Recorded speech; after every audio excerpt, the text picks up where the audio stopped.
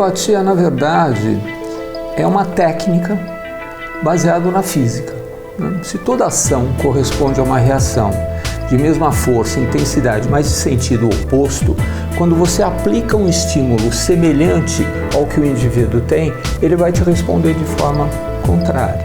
Essa ideia nasceu por volta de 1780 e pouco, quando Cullen, que era um médico, afirmava que o quinino tinha uma boa ação na malária por causa de efeitos contrários ao da malária. Nesse momento aparece Samuel Hahnemann, um médico alemão, que questiona essa afirmativa, porque ninguém havia tomado o remédio em estado de saúde para dizer como é que isso funcionava no indivíduo são, né? Um indivíduo que não está alterado pela doença. Então, essa ideia de que você põe uma medicação em quem já está alterado por uma doença pode te levar para um raciocínio equívoco. Então, ele começa a entender um processo, começa a tomar os medicamentos, fazer pesquisa com os medicamentos da sua época e começa a perceber essa curiosidade. Os medicamentos que tinham uma boa ação sobre certas doenças tinham a capacidade de produzir no indivíduo sadio sintomas semelhantes ao da doença. É o mesmo princípio vacinal de que você podia pegar uma substância e a partir de introduzir essa substância nos seres humanos para fortalecer a imunidade. Então você dá uma coisa parecida com a doença e o organismo reagiria e melhoraria a sua performance orgânica no combate às enfermidades. Se uma substância terapêutica provoca tosse, uma substância qualquer, logo ela poderia ser usada terapeuticamente para melhorar a tosse numa pessoa que tem tosse crônica. Ninguém sabe exatamente qual o mecanismo de ação do remédio homeopático. Ele tem uma eficácia.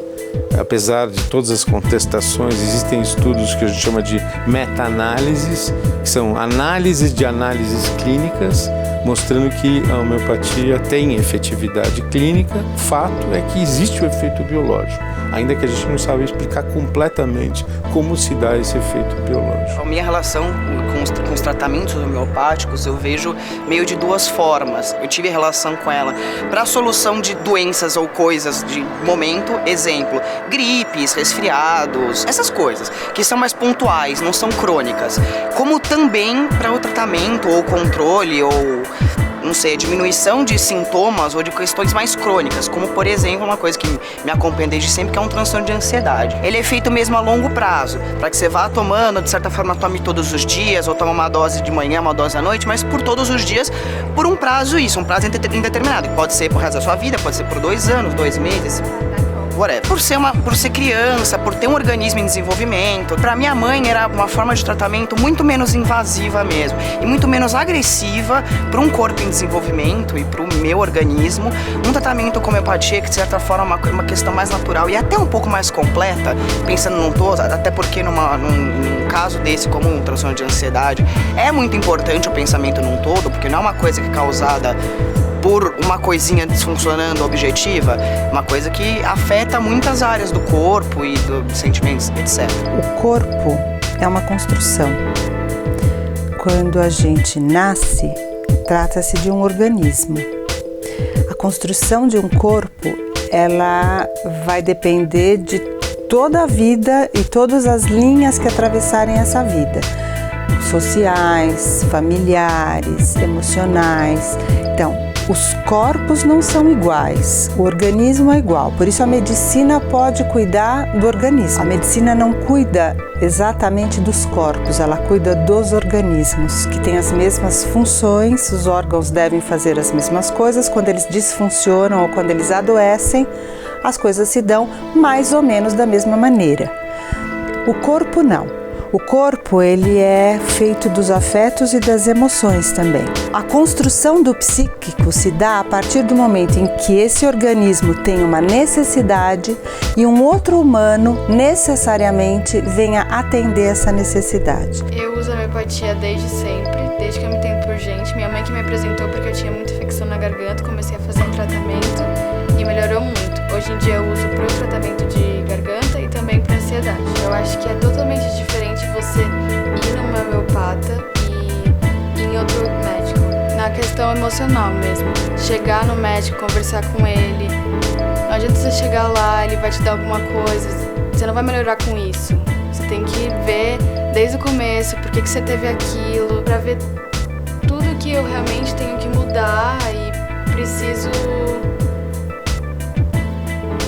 melhorar. Se não existir esse campo de confiabilidade, dificilmente essa pessoa vai poder acatar, atender e se entregar para um tratamento como seria esperado que ela fizesse.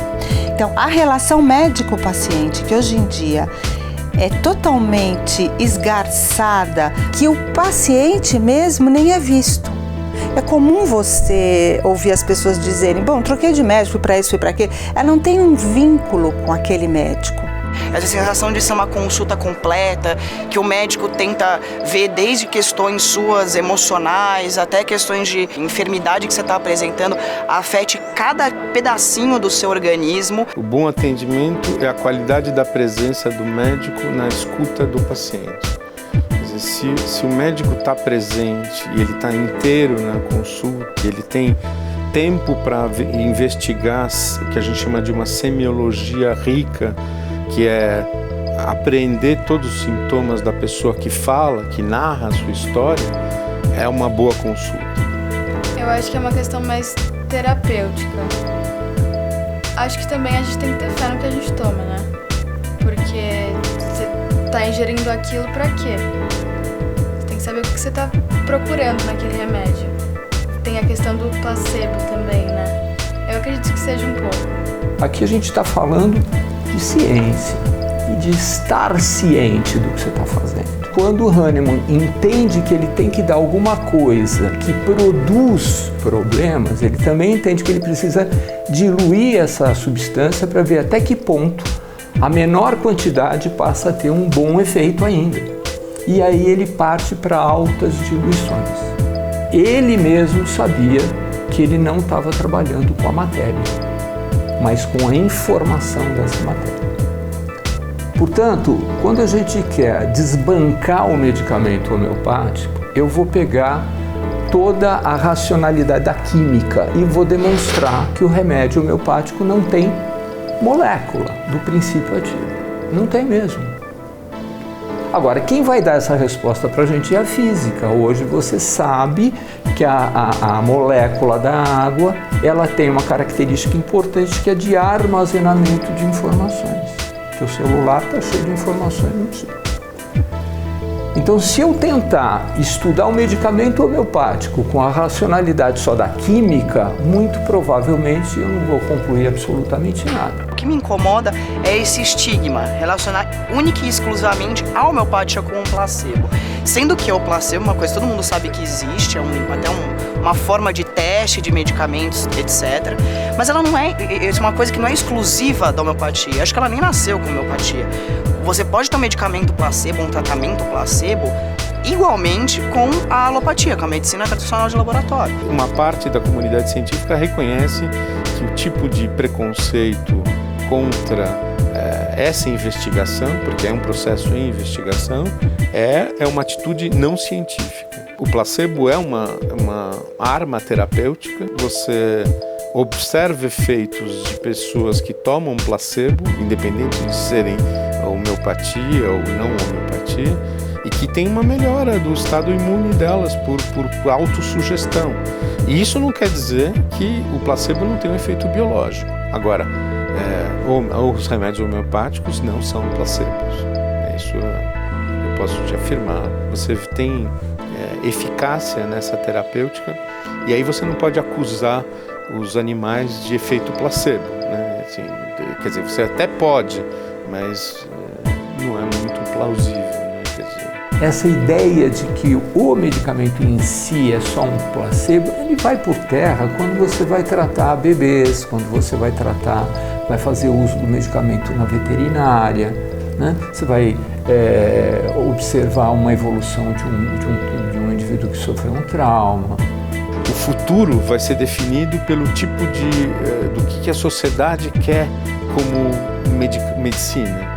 Se ela vai querer uma medicina mecanizada, uma medicina automatizada, uma medicina não humanizada, uma medicina onde os médicos não têm o tempo de ouvir o sofrimento dos pacientes e que as coisas vão ser reguladas por máquinas ou robótica, talvez a homeopatia, num contexto desse, ela teria um futuro menos promissor. É preciso educar o povo, é preciso mais do que medicar, remediar, é instruir, treinar as pessoas para que elas se conheçam, elas entendam o porquê da doença.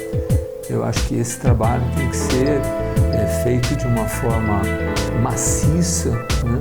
Eu entendo que isso deveria ser ministrado, inclusive nas escolas, para as crianças. Uma criança que cresce se observando, ela vai ter uma outra qualidade de saúde e de vida, né? A gente precisa educar e não só remediar.